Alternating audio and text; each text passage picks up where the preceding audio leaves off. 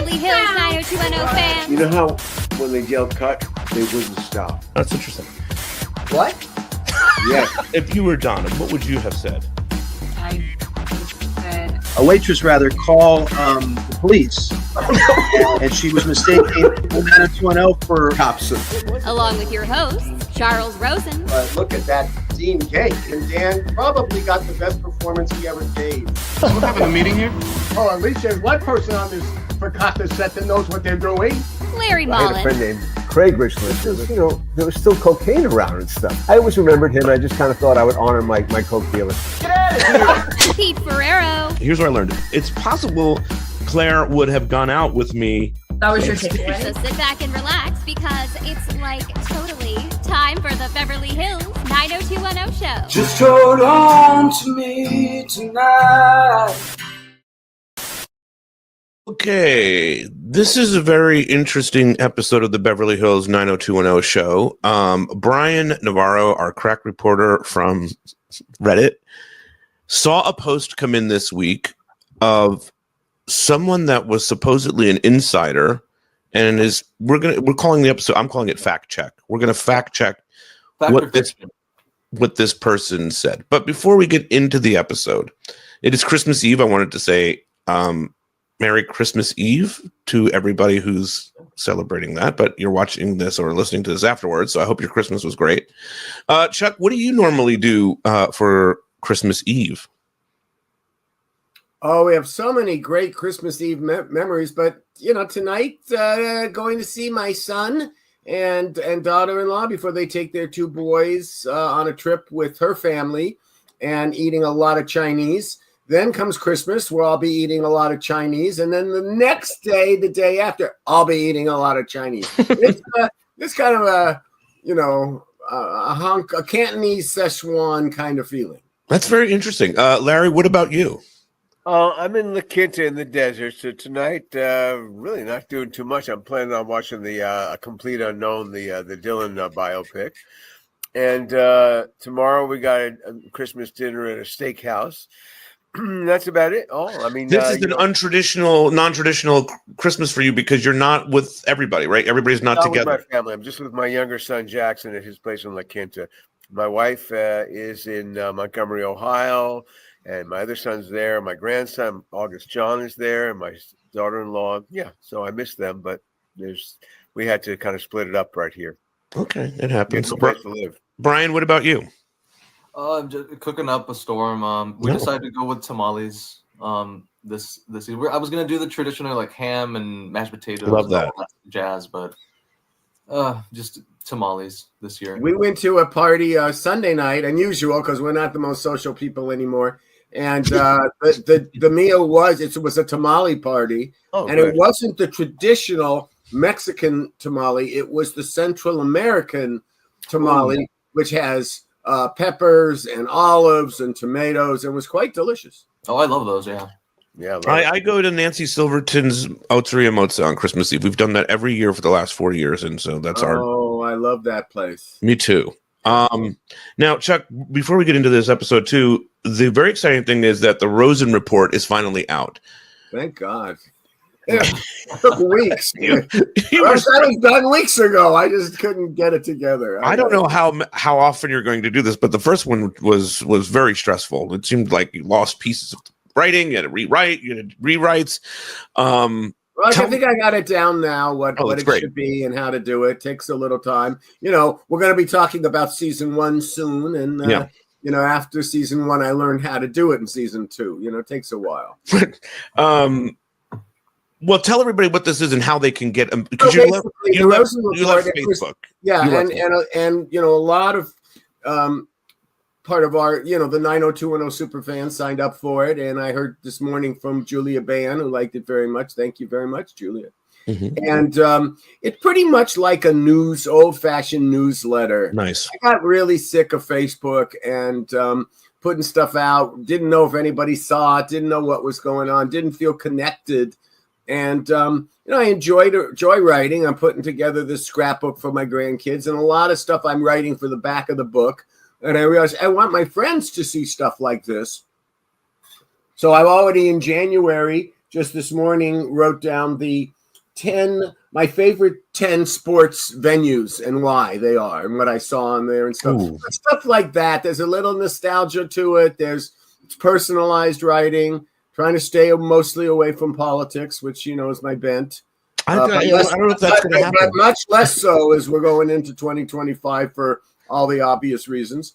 And and have a good time writing. So I really hope you take a look at it and getting Bryan. I got Jerry. I think you probably got it sent. Oh yeah, I particularly like the Confessions of a 20th Century Man. It's great, and you said a lot of great stuff about Larry's book. Larry, are you reading it right now? Is that what's? I have to. Of course, I didn't send one to Larry because Jesus, but no, he knows all this. Get one, But and we talked about this podcast and what the podcast means to me, and meant, and a little bit of the backstory of Pete being a pest. And yes, I love that. Yeah, and to get it done, and so thank you for bringing it up, and 90210 fans. There are two actual points that were in it that you'd probably connect to. Oh, for sure.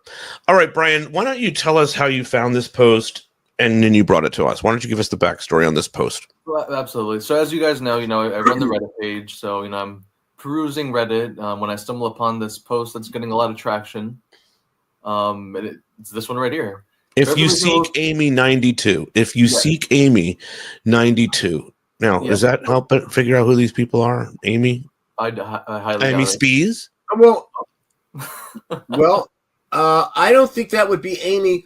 Our set decorator was named Prop. The head of the prop, not set decorator, the head of the prop was named Amy.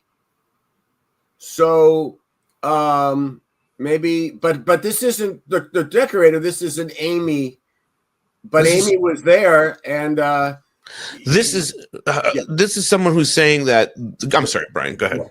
So allegedly, their aunt and uncle were, part of the writing staff. Allegedly on the show, the aunt was there from seasons 1 to 6, and the uncle was there up to the end, up to the final season.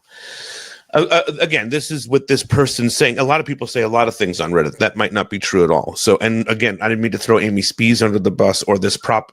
No, because Amy did season 1. She was a really valuable person and a friend, and has been on this podcast a couple of times and was great on every time. And watching some of her episodes, that you really see how they all hold up really well. But she left after season 1 and then joined Darren at Melrose on season 3, and I think only did that one season and then left after that. So, well, this person says that they were on the writing staff and then they did also work on Melrose as well, whoever this is. So everybody that was in the writing staff.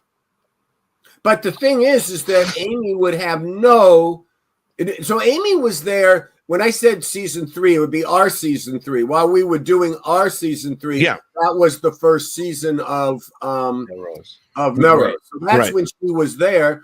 But season 4, when Larry came aboard, Amy was long gone. Had nothing to do with that. So, and we just assumed that based on the person's screen name saying Amy in it. So we don't know. Amy might be this person's name, who may be a daughter. We don't. Well, step up, Amy. 92. Yeah, whoever it is, just say it is who it is. Okay, the way I'm going to do this, I think there's season 1 stuff, there's season 4 stuff. So it's all up. I include up to season 7 for obvious reasons, because But I'm going to jump around a bunch because we want Larry to weigh in on a 4 together. You know what I mean? And then yeah. All right. So, but let's start with season 1. Here we go right out of the gate. The writers love to do the Jim and Cindy episode because Carol and Potter and James Eckhouse are lovely to work out. I don't think that's work with. I don't think that's a rude thing.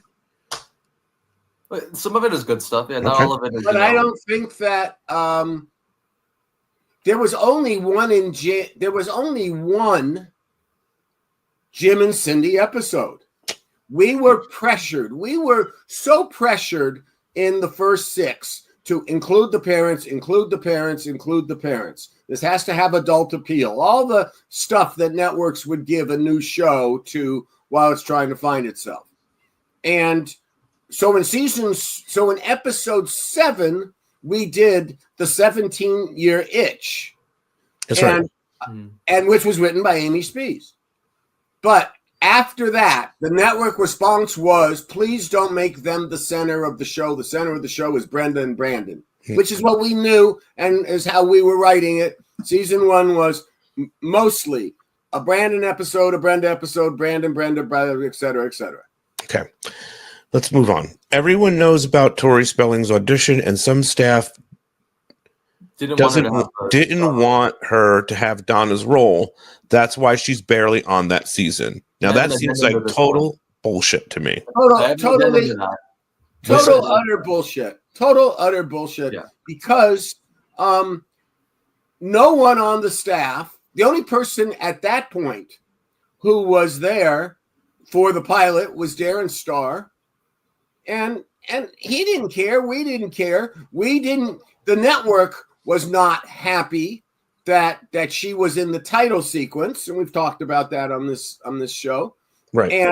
And constantly told us, don't do much for her. But she in the episode that the Wassermans did as a freelance, that was one where we learned about her learning disability, and she did really well. And then, of course, Spring Dance, where she wore that, hoop skirt, couldn't sit down. That got really good response as well. Or the fish, I forget which one it was. There was something that she was being excluded. She was fine in that as well. She was very funny. And the thing is that she inevitably becomes the heart and pulse of the show. I mean, the whole show is built on her ending with David. So I have a response to the statement, if I could read from a commenter. Oh, okay. I'm sorry, Brian. I'm sorry. No, Reddit review. Yeah. So Moral Horaku, this is 90210 super fan. His name's Tommy. He's a fan from Scandinavia. He's the one that actually began the Reddit page and then handed over the reins. In regards to this, he said, actually, Donna didn't exist. In the pilot script, she was Kelly's friend. The part was never meant to be regular until Tori was cast in it. So it's not that they necessarily didn't want to cast her as Donna. It was that Donna quite simply didn't exist as a regular character. That's also why her part is so small this season. They never planned for a character on the canvas and had no idea what to do with her. Tori was foisted on the show for obvious reasons. Parentheses, boss's daughter. What do you say to that, Chuck? Yeah. We didn't. She was really minor. Aaron, and we've talked about this too. And I could show you the scripts in my bound library with Aaron's notes. Please give Donna lines in this scene, because we just didn't think of that. We didn't. She wasn't on the forefront of our thinking. As we've talked about, season 1 was, oh please God, let's not get canceled. Oh please God, let's get this skipped out on time. Oh please God. Oh please God. We weren't thinking about Tori's relationship to Aaron at all. And when she did get some stuff, she stepped up, she was terrific, and she was rewarded in subsequent seasons all the way, as Pete says, to the end. Yeah, I mean, the show is impossible without her. You know what I mean? So it doesn't matter. And I also think that she probably did earn her way through that show by proving herself. If Tori was like the woman from Blockbuster, the wife of the man from Blockbuster trying to get a role, it would not have lasted long. So it's all Tori. All of it's Tori's hard work and just her grit. This is a really good point that you just brought up, Pete. And this is about nepotism. Nepotism is that, you get a producer credit you didn't deserve. Sure. You even get a job in a suite that you don't really deserve. But you really cannot fake a creative position, whether it's acting or writing. And therefore, I don't. It may have gotten, no question about it, Tori got through the door because of that. But her success on the show is hers and hers alone. That's true. It's like you were saying earlier, she proved herself with the episode on the dyslexia. I mean, she gradually, with the plots that they gave her, she proved that she was working for the show. it speaks to her, who she is all these years later. She's a grinder. She's a hustler. She makes things happen for herself, and she delivers to those people that she's doing it for. And in those years, true to what we needed in 90210, her sensibility at that point was of the upper class. She knew what that felt like and did it. Larry, your hand is up. I'm just going to say one thing. When I came in season 4, I don't know if it was Chuck told us or we just understood this, but we could not end an act break. Don't forget it. If there were at least like 4 act breaks on a Tori story. Don't end an act break on a Tori story. That changed by the middle of the season. Interesting. Wow, I don't remember saying that, but I obviously I did. Okay. Okay, let's move forward. Jason and Shannon were very liked by everyone in this season. All the cast knew that the twins were the stars.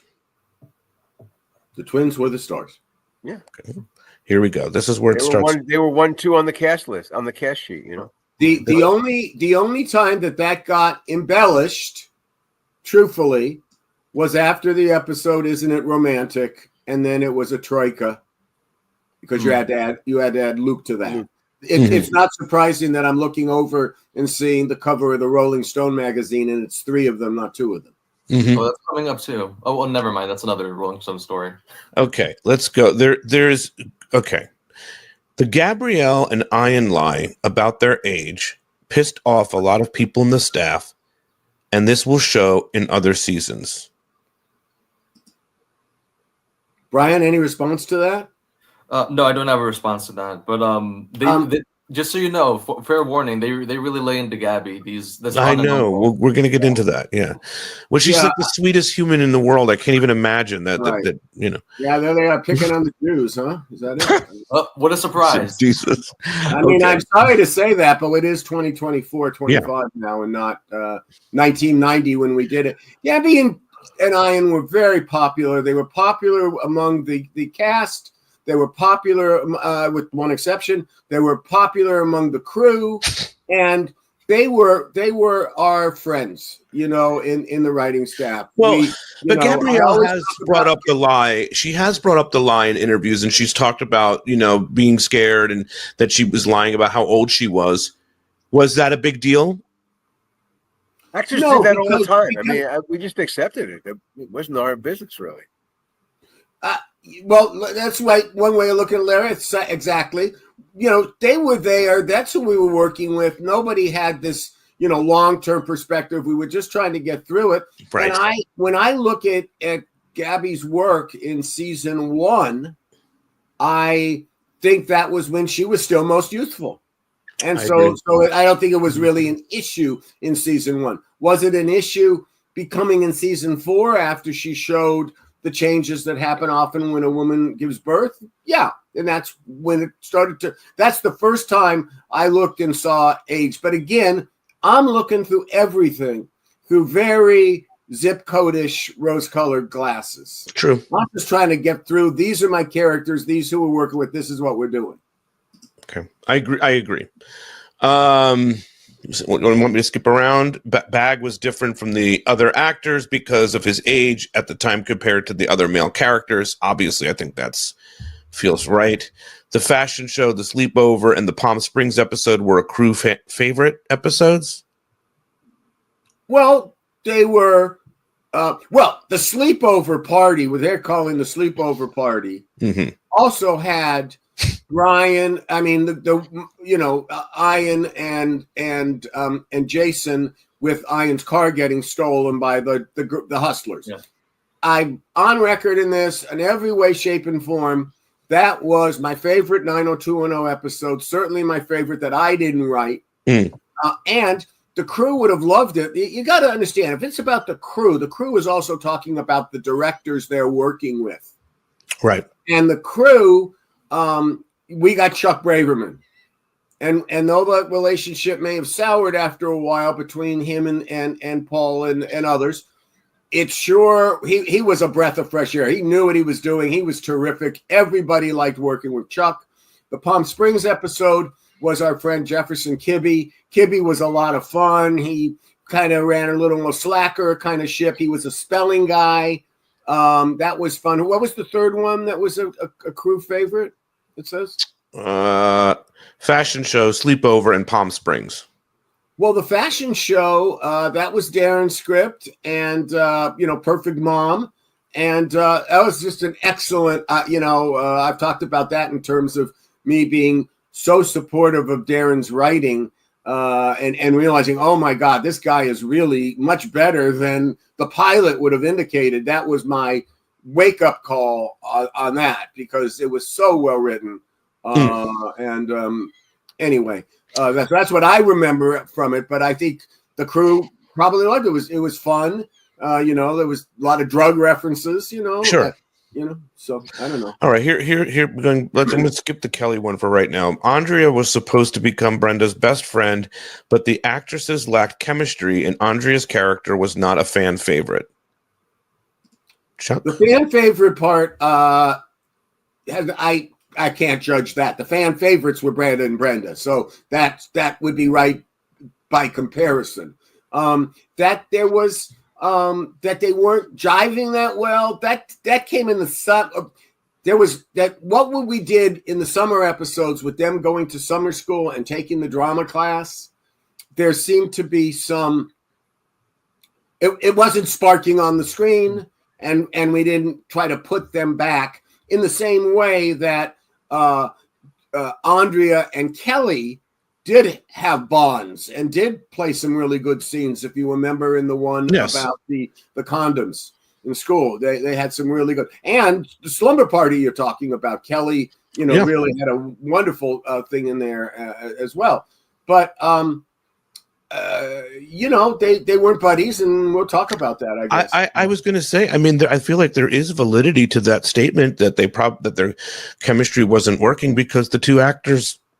I don't know if this is a secret. They've talked about it in their books. They did not get along. Gabrielle Carteris and Shannon Doherty. Those were not people that were. Well, Shannon was the only cast member not at Gabby's wedding. So, I mean, it's true. That is true. And did it relate to chemistry? The only way I know it is in those summer school scenes, and they weren't as strong as they could have been. Steve was not supposed to be Brandon's best friend after the DUI episode, but the chemistry that Jason and Ian showed was amazing, so they decided to change Steve's character to be more lovable and less obnoxious. Well, Steve was always obnoxious in a 90210 north of Sunset homeboy kind of thing. So he had that. He was a showbiz kid and all of that. The DUI was no litmus test for anything. I mean, that part of the reference is where I just think the person's way off base. That when we talked about the episode with his vet being stolen and the work those two did, it was really clear. And the lines were there. Darren wrote them. We're buddies from womb to tomb. And there they were. That was a bond. And that bond lasted all through my run, and I'm sure through Larry's as well. Yeah, they were great. They were best friends. Do you want to have some season 2 stuff? I didn't even know there was season 2 stuff. Oh, here we go. All seasons, yeah. Yeah. Okay. Here we go. Andrea, and there's so much Andrea, and it's upsetting to me. But anyway, Andrea and Brandon not becoming a couple was the first retaliation because of Gabrielle's age lie, and because they wanted Brandon single. They wanted Brandon single. End of story. Had nothing to do with Gabrielle or Andrea. I feel like the age lie was not that big of a deal. So anything that's going to be uncle was, or the honor, whoever they're. Well, also, I was waiting for the one where they say how terrible it was in the end of season 1 that she threw himself at him. That was in there. Yeah, I don't know where that is, but yeah. Is that true? The carousel episode. I don't know where that was supposed to become Brandon's best friend, and they lacked chemistry. Excuse me, Andrea was his best female friend. It wasn't, Steve and Andrea. They were on the paper together. They were really good friends. Not all relationships have, you compartmentalize a little bit. Grow up, Jesus. Vivia Fox was supposed to become a recurring character, but one executive producer was against. I will not say the name, but Shannon said in her podcast that she hated him and he was Aaron Spelling's BFF. Duke Vincent had nothing to do with that. That was a Fox element. Fox wasn't going to do the show. And wait, I've talked about this a lot. I created that scene, wrote that show, collaborated on it with a really fine African-American writer who died much too young.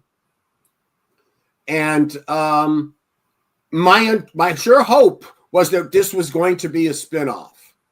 And the ratings weren't great on Fox. And everything fell apart. And it was never, once all of us saw the ratings, it was never brought up again. So to put the onus on Duke Vincent is, again, what are you doing here? How Who do you think you are? How would Duke Vincent react to be calling Aaron's BFF? I don't think he would have liked that's that. very funny too, Pete.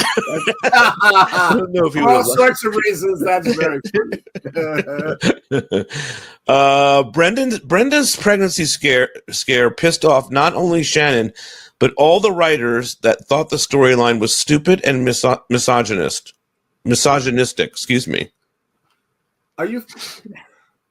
Again, this was the cliffhanger. This was the cliffhanger was wanted. Tell me a better cliffhanger for a high school girl who's sexually active than I'm pregnant. We were gripped. And do you think that Darren Star sat there and went, "Oh, that's a stupid thing to do"? No.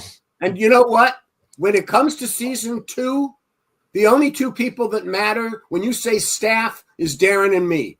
Right. We're the only two people who matter. All the other writers from season 1, none of them came back. And the rest of them in season 2, Steve and Jessica were just starting out. And Steve and Jessica, I love you both. Hope you're both well. Your point of view didn't matter. It was with Darren Star, Aaron Spelling, and me. That was, so when you're talking about the powers that be, that was it. End of conversation. Right. No Duke Vincent, right? None of that. So Duke did not have anything to do creatively with the show. He did have a lot to do with the show in producing wise, and Paul had a myriad of opinions as well. Okay, here's another bizarre one. Brenda and Dylan weren't supposed to break up at the beginning, and in the ending of the season, the executive producer, that I will not say the name to, but everyone knows who he is, hated Shannon and hated that she was so close to the crew. If that's supposed to be me, and they didn't break up in season 2, I don't understand. Listen, those who have been listening to this for a while know that when you're really in the game of producing a television show, all you care about is what's working. That's it. That is it. Period. End of conversation. And when you're talking about season 2, Karen and I were just talking about this recently.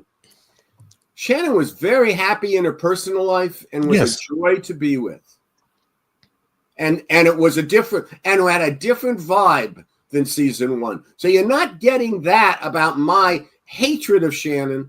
No. I never hated Shannon, and I really try not to hate too many people because hate is a wasted emotion. I've never heard you say that about anybody, that you hated this person, hated that person. You hated maybe scenarios. Not crazy about Paul Stupin, but outside of that.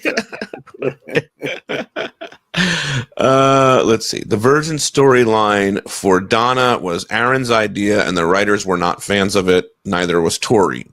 Don't know about Tori. It was Aaron's idea, and we all liked it because it was different than everybody else. Thankfully, you guys all rolled. Writers, Darren and I, made sense to us. What? The Rolling Stones cover was the first big tension on set? What does that mean? Oh, the Rolling Stone magazine. Yeah. The Rolling Stone magazine cover was the first big tension on set. So big that even crew members felt the tension. I believe some of the actors were put off by that. They were put off by the dolls. I don't really want to name names, but there was not all parts are created equal. Well, there was only a couple actors that weren't made a doll. They didn't have a doll made, so. So do the math. Yeah, it's a puzzle. Solve it. But I have heard that. Well, I think there was tension prior to that incident, but I have heard that incident. No, you're right, Pete. And here's the thing, and Larry, we've talked about this. After they became white hot, and we're doing the summer episodes, the dynamics between the cast members changed. The dynamics between the cast and the crew changed largely. And fortunately, that's what Paul and Betty dealt with, not Charles. Yeah. But when you ask me what's going on in that area, unless it was a huge problem, this guy is a coke dealer, he's on our set. This person we have a mole in the hair and makeup department and they're feeding gossip to places. Those things, that came to my attention. Wait a minute. And one of our actresses is late all the time and it's hurting production. That came to my attention. Otherwise, wait, you've never shared the mole in the makeup department. What is that story? What season is that? 2. Season 2. Mm-hmm. When the tabloids were starting to write about us. Interesting. It's kind of like the Caitlin Clark time cover where the WNBA got really pissed off because only she was on the cover. That kind of stuff does create tension. Yeah. Yeah. Well, but I do feel like Shannon had talked about it on her podcast, and Bryan, you can correct me, where she was like, "I'm going to do this no matter what." Other actors feel. I mean, I would too. Anyone would. Oh, nobody. I'm with the guys again. The 3 of them I'm looking at on the cover. Yeah. The only thing I'll say though is, it may be look, nobody's going to say Jason and Luke shouldn't be on that cover, right? But the per person, the tension is caused with Shannon. But Shannon belongs on that cover as much as both of those people. So, yeah. It's like Chuck said earlier. I mean, the twins were the was the stars. centerpiece of the storylines. Right. The twins And were the that was stars. Larry. And let's call it the way it is. This is what Rolling Stone called for, because this is what Rolling Stone thought would sell magazines. We were just thrilled. You're putting us on the cover of the Rolling Stone for a guy like me. That my fantasy was to just get a news story published in the Rolling Stones, let alone be connected on the cover and be quoted extensively in the article. It was a high time. Now, I will say about that experience that Steve and Jessica were very disappointed that their names were not mentioned in the article, nor did the writer want to interview so them. it wasn't just the actors. The crew is upset about the article, all of it. Why would the crew be upset? I'm saying the writers are upset about it. I mean, this is people want to be listed. So I guess it's just is what it is. Rolling Stone selected something again, and I said this to Larry. I may have said it to you, Pete. Seasons 1 and seasons 2, we had non-union crews. Right. When we went to season 3, almost everyone was let go because we became a union crew. And as Paul Wagner warned those non-union voting members, saying, are we going to stay union or go union, that chances are they're going to be let go once we get everybody's name on a availability roster. And that's exactly what happened. So when you're saying to me, who was there, steering the ship for 5 seasons, 30 years later, that I should be concerned, and this was a big thing because the crew didn't like it. That crew was gone. And in that show, right, even with me, maybe less so than me, but certainly when Larry was years in 6 and 7, but after that, out of sight, out of mind. Yeah. Footnote of history. Didn't matter at that point. And today does not matter what that cast, I even believe what that crew felt about it, because they weren't there. The only exception, Jill Henkel, you are the exception. And you were there the whole time. Tom Victor, you were the exception. Our friend Drew as well was there. Was Drew King? Drew would be exception. Yep. Diane, the people that we have on the show and talk to went year after year, but those were department heads. It was a little different. Yeah. I'm sure when they look back on this now, the actors probably don't care at all that those people were on the cover. You know what I mean? I'm sure that was in the moment when you're working on a TV show. Emily Valentine was introduced because Jason wanted his girlfriend at the time on the show. Not true. My aunt said that this couple. They didn't even know each other. My aunt said this was a speculation for them because after the summer episodes, they suddenly wanted to introduce a new character out of the blue, and coincidentally, Jason's girlfriend was chosen. They didn't know each other at the time. Right. What are they talking about? Her Wrong. Stupid. Worst one so far. Her character divided opinions because the producers wanted that Emily appears without a bang, but the crew said that Emily looked kind of slutty in her first appearance, and they didn't like it.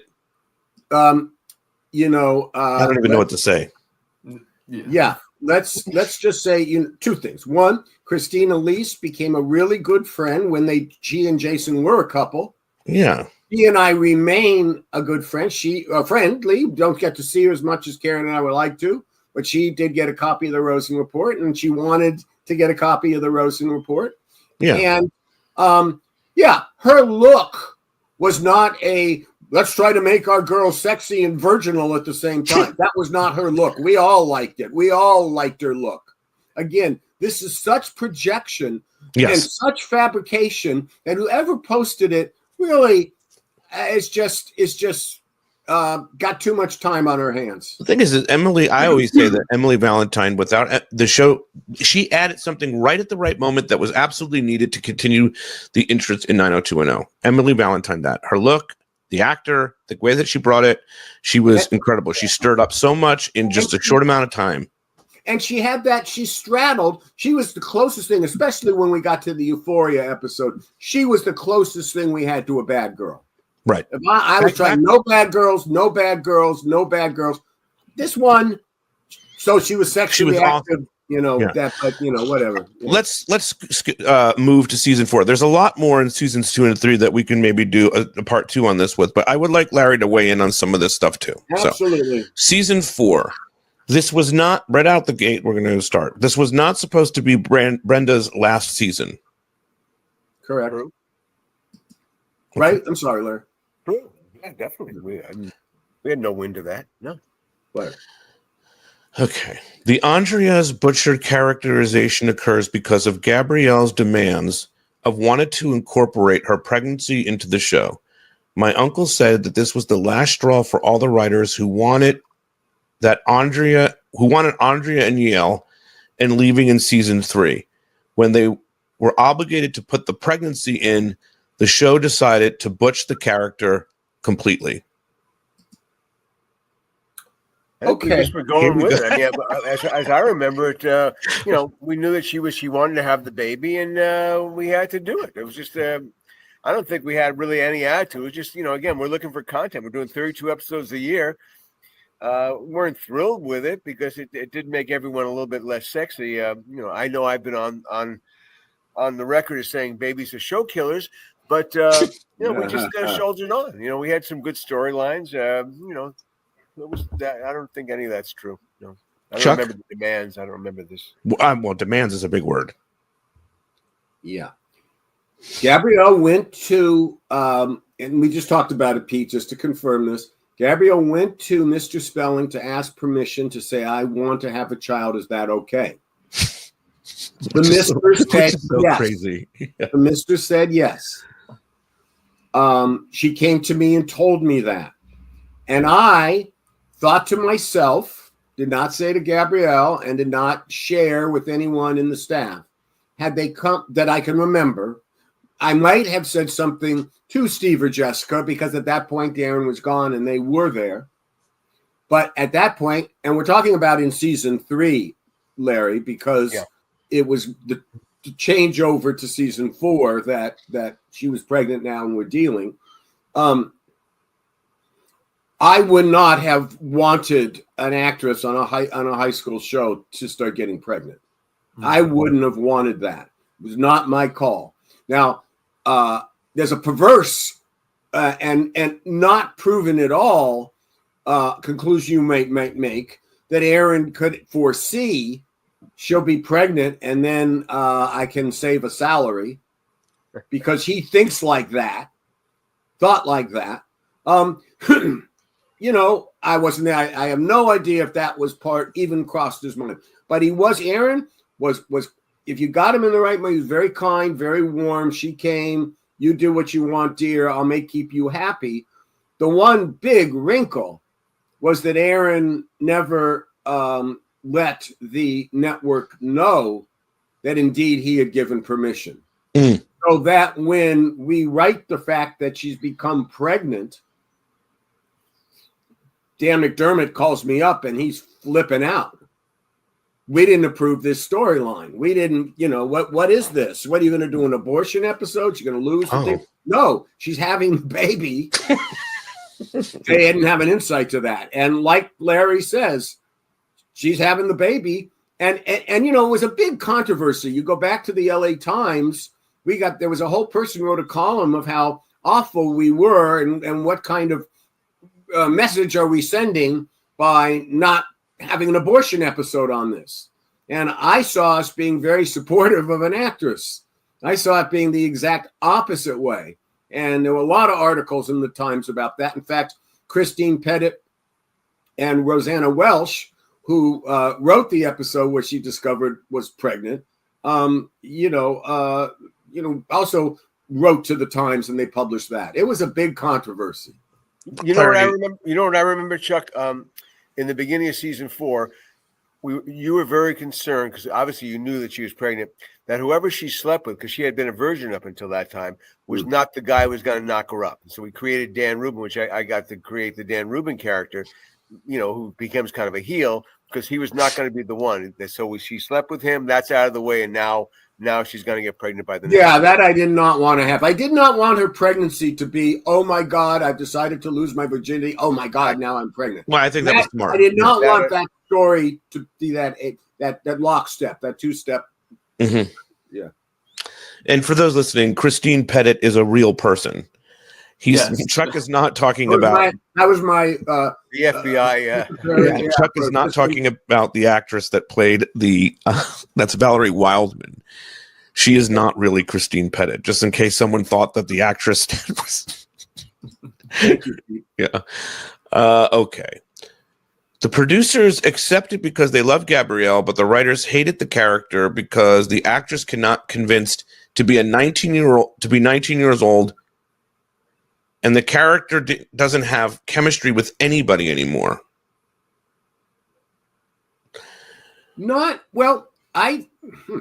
the part about the writer, Detective Gabby, was as popular and respected as anybody in the writer's room. There is a great point to the last part. Sometimes you stumble onto something that's interesting. Larry, I'd love your take on this. There's that moment when Gabby is just, it's a Brandon Andrea moment where Brandon says to him, "You just haven't been happy since high school. What happened to you?" And does that mean lack of chemistry? No? She's on her own trip. She's married this guy. She's pregnant. She's having the baby. She is working hard to stay friends with her guys at the Peach Pit. And Kelly and Donna, and at that point Brenda, but it's a different wavelength a little bit, and so we weren't right, and they were having the newlywed problems that with Jesse and her, and adjustment problems, and all sorts of kind of things along those lines, and so we're writing her character to be a little out of sorts. Mm-hmm. That doesn't mean when you do something like that and a character's that they're not, all bonding and having a blast at that moment. That's not how we were writing them. Right. So kind of, again, a really naive, stupid statement, whoever Amy is, I'm sorry. Or whoever the uncle or aunt were, I'm sorry. The other thing, too, is it's interesting, though, a point is that Gabrielle's lie worked for her the first couple of seasons, right? She looked like she fit in, and then real life affected the actor. She became pregnant.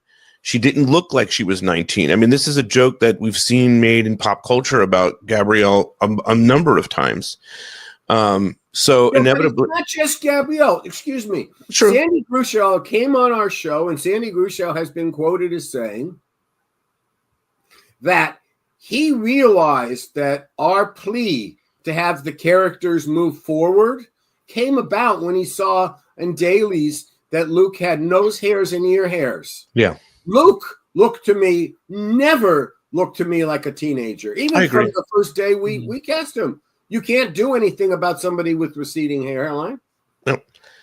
But so at some point I feel like you both did everything you could for the Andrea Zuckerman character that you possibly could have thought of in her last season. You know, she had the baby, she had an affair, she couldn't settle in, and then she decided to move. Like, that all makes total sense to me for that character.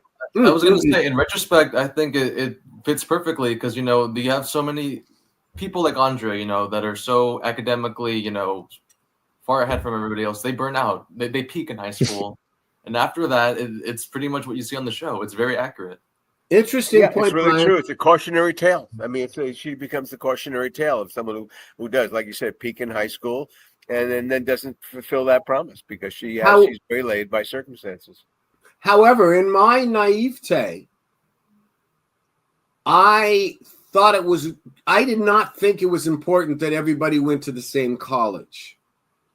I thought this may have been a real big 90210 unwieldy by the time we did season 4. Just in the same way that we sent Brenda to Minnesota, I would have been perfectly happy to send Andrea to Yale. Maybe she would have come back. I don't know. But I certainly considered it. And I would have kept Bryan at West Beverly High and used that as the beginning of a spinoff. It's interesting. Yeah. But that's what I would have done. And I think our lives as writers and producers were made were much simpler doing the spelling model for it. No, we had to do it that way. But it would have been interesting if Andrea or Gabrielle doesn't get pregnant, you may have pushed forward with the idea that she went to Yale and used the college of what Andrea's up to at Yale. Yeah. We didn't really have such social media or a lot of devices for people to keep in touch then, of course. We didn't have text then. So that would have been difficult. If we would have sent her to Yale, her grandmother would have got really sick and she would have had to come home almost immediately. It would have just been that. Exactly. That's what it would have been. Interesting. Yeah. That's interesting. Yeah. Okay. The second retaliation, this is referring to Ian now. Ian suffers was a speech getting cut in Take Back the Night episode. The retaliation was more because of Ian's tantrums because of his age lie. There's a bunch to unpack there. Did he have a speech cut in Take Back the Night? Maybe. Larry, you want to go? I have. It's quite possible. I mean, it was cut down. I mean, I don't remember particularly, but that was a Chip episode, which probably had some good dialogue in it. Maybe it was cut down for time or whatever, and he probably was upset about it. I can see that happening. Maybe it was cut down for time? Yeah. That's not a maybe. If, like Larry, I can't remember what was cut, not cut, but I do know it was one of my favorite episodes from season 4, no question. The scene where Kelly steps up is one of my favorite scenes from season 4 by far, and praises her friend Steve. We defend the guy. But man, we made in those years, we made shows to be 43 minutes, 25 seconds, because that's what we were given. And we had to squeeze them into that no matter what. So, we've talked about, we had a conversation with how Jessica Klein put it, is that get used to killing your babies. The scenes that you love the most would get cut. And that's what happened. And that's what would be that Ian was upset about that, call him up. And if he wasn't misplaced, it had nothing to do with tantrums. There were no tantrums or tantrums that bummed us out or Chuck, Ian's having a tantrum. You need to speak to him. None of that ever came through. And B, his age was not a factor. Right. Why are you talking about this? It goes on for 10 seasons. It was not a factor. I know. I don't know about it. But the tantrums thing, I know I've heard stories that Ian had meltdowns on the set of 90210. Okay. A lot of pressure. Ian and his shrink. Yeah. It has nothing to do with what we were doing in the office or how we treated his character. Never. Ian often complained to us that he wanted more. You know, that's not unusual for an actor, right, Larry? He wanted to be in the A story. I don't want to be in the C story. Okay. The writers went against the producers and made Kelly and Dylan's relationship very miserable. The producers could not have said anything because the audience was still expecting Brenda and Dylan to come back together. Okay, but also this person needs writing school or spell check. Minimally spell check. Yeah. Thoughts on that? All right, I don't remember. Just, you know, I wasn't intentional. Kelly and Dylan's relationship was set. I mean, Larry and I, they come back from Europe. They fought in Europe. They were jealous of everybody in Europe. You know, some relationships weren't, you know, it was great. And they get back together in college. And they had problems. But it was not. It was what furthered the storylines. Guys, we had 32 episodes. We just had to keep throwing the stuff out and see what we can change it this one. We can do that. That's what we did. We had no choice. Form follows function. You know, also, I think a lot of ways, the way Luke approached the Dylan character with her, he had a little bit of an edge with her. So that just became, you know, part of the thing. I think that's that more than anything than what we were writing. We knew we were going to, you know, keep tantalizing the Brenda thing, keep that alive.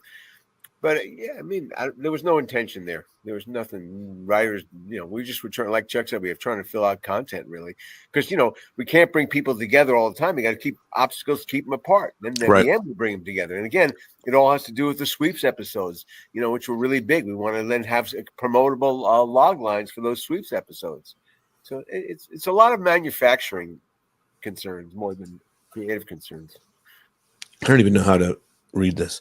I know some people said that Brenda is washed out this season, but my aunt said they wanted to show Brenda was getting over the gang and becoming more of an independent character, and that her last storyline was a gift from the writers to Shannon, showing how far Brenda came. I don't know what to say. I don't even know what the person's I mean, just again, this was not an overall intention of ours. Just Shannon was burning the candle at both ends, and her complexion showed.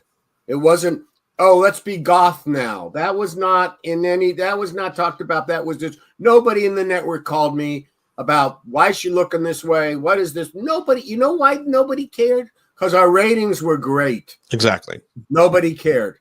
Now, once we did the last episode she was in, the 60s episode, which I guess I saw as maligned in season 4, which is what caused me to pick up the phone to Pete, not knowing that, Bryan, you were already onto this, and say, I got to respond to this. I want to do another podcast real quick. Yeah.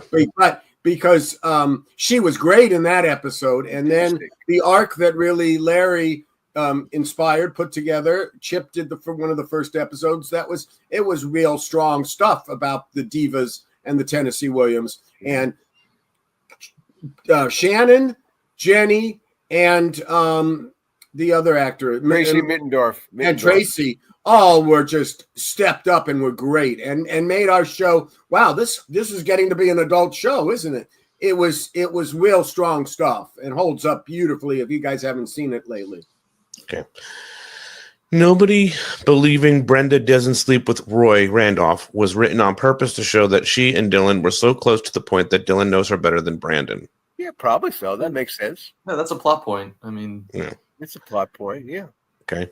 Luke and Tori were the only gang actors who were on good terms with Shannon in this season. That's why almost all of Brenda's scenes were with Dylan and Donna.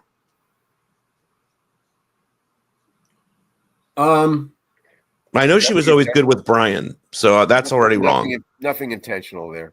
Yeah, well, the intention was, well, you know, she was on a different trip. She had the boyfriend. She was there. And at that point, yeah, there was some, you know, she not, you know, the relationship with school wasn't quite the same, but she was there. She was part of it. And I don't know if that's, I don't know if that's 100% untrue. Again, she wasn't in the sorority either. We had the sorority, which also Gabrielle has left the sorority. Also. Right. So she's Right, there's conflict with Gabrielle, right? So that's she was not in the Greek world, as Larry says, which was, you know, a Jenny and Tori. So and Steve on the other side. So that was she's left out of that, and a lot of the storylines we were developing naturally she wouldn't be in. Right. But she still worked with Ian. She did stuff in that storyline, in that Diva storyline with Ian. Ian was, you know, Tracy Middendorf. And she did the classes with, you know, taking stuff from Lucinda. Yes. She was in that stuff with Brandon when she was there, but her role diminished a little bit. It wasn't a Brandon episode, a Brenda episode, Brandon episode, a Brandon. We had come a long way from that. We were now a serialized show, or certainly one that had, you know, a different kind of, you know, arc, an A story, B story, C story. We had to service all the characters, and that's where hers lied, you know. Okay. My uncle said that the reunion to kick out Shannon was kind of a mystery to all the crew. They didn't know what happened in Aaron's office, but there were rumors that Aaron didn't want to fire Shannon, but the producers, those two, I guess it's you guys, I don't know, and all the cast, my uncle said that it was definitely only Gabrielle, Ian, Jenny, and Jason who wanted her fired. Aaron didn't know what to do, so they dropped the bomb on Tori's lap, which my uncle said was cruel because they put the responsibility on her. There's a response to that. Okay, go ahead. Somebody said, what do you mean them dropping the responsibility in Tori's lap? Was she made to choose whether Brenda left or not? Do you mean they made her break the news to everyone? The person responded, this Amy person responded, Tori talks about this in Shannon's podcast too. Everyone ganged up on her saying, you have to tell your father, she's driving everyone crazy, etc. So I imagine that Aaron asked her in the meeting if everything was true, and Tori said in the podcast that she didn't say anything, but she should. And when she kept quiet, he made the decision based on this. So people start to believe that because of Tori, that Shannon was fired. I think in her biography she wrote about this too. It's a lot there. Look, we had Shannon caught on a Friday. A scene wasn't filmed because she didn't show up. They were ready to do it again Monday morning, had to come in much earlier than they would have. Everybody's there. And it means getting in at 5:30 in the morning for makeup and shit like that if you're first scene up. And she was an hour late to that. And I've always been told that the camel who broke that was the straw that broke the camel's back, and the camel was named Jason Priestley. And when Jason Priestley, together with everybody, called Aaron and said, we've had enough. What happened after that conversation? What happened? We were told this was happening. But when they say the two producers, who are they talking about? Paul Wagner and me? They leave Larry out of it. Right, I was going to say that's bullshit. Larry never wanted Shannon to leave. Larry's always been adamant about bringing Shannon back. I was told by Jessica that in a passive-aggressive way, it was really Mr. Spelling who thought that Shannon was a bad influence on Tori because she had introduced her to the guy. I'm still on the podcast, honey. Yeah, I mean, basically, she had introduced him to Nick Savalas, who, of course, had been abusive to her. Sure. And Aaron didn't thought that Shannon was a bad influence, so he allowed that to happen. He allowed the cast to do it rather than him. That's how Jessica interpreted it. I mean, she was always very close to him. Now, let me just say something right then. That's something That might be 100% true. But Aaron didn't share any of those thoughts with me, for sure. I was told this was this. Now, I have said on this podcast that he may have had buyer's remorse at a certain point, because when he sent out the renewal notices for season 5, Shannon was going to get one in the mail. Now, that might have been an oversight. That might have been whatever. And Aaron, makes mistakes, so it may have been calculated. I don't know. But I do know that the business affairs executive, Lou Patrick, called me on the phone and said, what about that? And he said, don't send that one out, please, because that's not what we agreed to with Shannon. And the cast. And Shannon's representative. The cast was important to get the dirty deed done. But after that, it's about the spelling company dealing with Shannon and Shannon's representative. Right. And for 2.5 years, a lot of time was spent with the spelling company dealing with Shannon and Shannon's representatives on multiple matters again and again and again and again and again. But the idea that Tori would be the final say, I don't think is probably accurate at all. No, but I do feel what she's read, or the thing that is not accurate, I'm sure. But I do feel that Tori probably in that phone call did not say a thing. Yeah. And her silence. And I have no idea who else did. I know that Ian was pretty adamant about it, was unhappy. Gabrielle obviously probably was also unhappy. Don't have I'm sure Jenny was unhappy. I have no idea about Luke. Well, Jason finally was, we've had enough. This can't go on. It wasn't professional. That's where we were at, guys. This has been Fact Check Part 1. Before we close this, Chuck, what do you feel about reading some of this stuff on Reddit?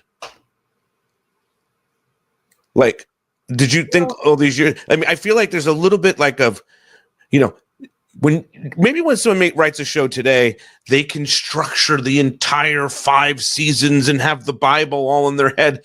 But in 1990, nobody had the Bible and the foresight for the next 6 weeks. So I was quoted numerous times, both in USA Today and Entertainment Weekly, the 2 publications that covered us the most, that to remind people that we're making it up as we go along. Right. We had ideas, but until, the staff, directed in by me, by Larry, to sit down and say, yeah, we can do this one and we could do it in this many number of episodes, which means that we could have other things and start to really construct them. We didn't know. When we just talked about the episode with the Tennessee Williams plot, the Divas plot, we didn't know that would be 3 episodes. Right. Could have been 2 episodes. Could have been 4 episodes. Who knew? That's what made sense for us to do, given everything else we had going on. We had no whiteboards. That's right. We had Sherry. We had my software. Not Sherry Weiss. Not Sherry White. Not just you. For clarity, yeah. All right. So this has been the first part. Learning quite a bit. Some stuff we already knew, but it's good to hear you guys talking about all this. It gets really interested. There's so much more in season 2 and 3. So what we've decided to do is this is Fact Check Part 1. There'll be a Fact Check Part 2. There'll be a Fact Check Part 3 and 4. So there'll be 4 parts to this fact check. And by the way, while we're doing this, if anyone has anything else that they've heard that they would like fact check, send them our way. We'll do Fact Check 5 if it's something we haven't covered. So, and anybody interested in the Rosen report, contact either Bryan or Pete. Let me know. And also, Larry, your book. We're going to do book club at some point. Oh, yeah, Pool Guys Kid. Yeah, I'm sorry. I've been moving around so much. I really haven't been. But I did want to say that the second book, Crushing Cabo from the Pool Guys Kid series, has been green-lighted and will be out in the summer 2025 for all those fans of Pool Guys Kid. The second one coming up. It's already amazing. All right, guys. I just have a closing thought. I mean, Larry, Chuck, did you think, after so many years, this would still be an ongoing thing for you guys, just talking about this series? No, of course not. Not while we were making the show, especially because, we were not critics' darlings while we were making the show. And all we'd really get was, all I got most of the time I was making the show was negativity. and so because of that, I just didn't assume. And really once it went out of syndication, I thought it was done. We didn't know that streaming would give it another life. And so it's, and I really have the pleasure what we have with the super fans. My fear and why I want Pete to get it together and start highlighting what, we've got, what we did and what we talked about and things that could be seen by more people, is that I fear, in certainly reading what I read most, not on Reddit, no, Bryan, but on Facebook when I was, more active on that there was, that the haters were kind of running the ship a little bit and talking about, that was really stupid music they used, or that was this, or this was, and I'm not there to kind of, try to correct it. Remember, the reason that I went on the Blaze was so there'd be Chuck's Corner and I could say from my perspective, what was going on in a kind of simple way, so that those who were doing the podcast couldn't project what we were doing and thinking, and because they thought it was really stupid when I showed that there was in the basketball episode that there was prejudice among people, not having any clue about why the episode was done or that the prejudice might have been real. So. Well, and the thing is I don't think that you guys stand on this, that everything holds up. There's certainly things that we've looked back on here where you're like, I wish we had done this or could have done that. But I think the glorification of, nothing holds up from 90210 is bullshit. Like, there's so many good, and that's the negativity that you're kind of referring to, is people that watch 90210 with the purpose of being like, this doesn't hold up, that would never happen.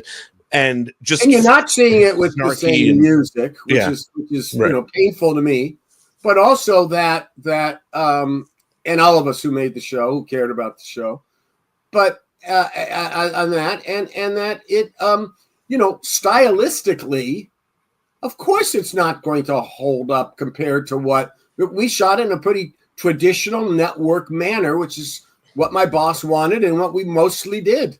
But it's also the stuff that's going on today. It doesn't make sense. It doesn't have as many bells and whistles. It's not as, flashbacks, things like that. For me, it's refreshing and a reminder of what I grew up with. So exactly. I always tell people, I always tell people that watch, older shows, you can't expect to watch a show from a certain era and expect it to conform to your modern sensibilities. It's not going to happen. Yep. Okay. So we will see everybody next week. Again, these will be pre-recorded, but we will have more content coming next week for fact check number 2. Thank you. Great. See you next week. Bye. Merry Christmas.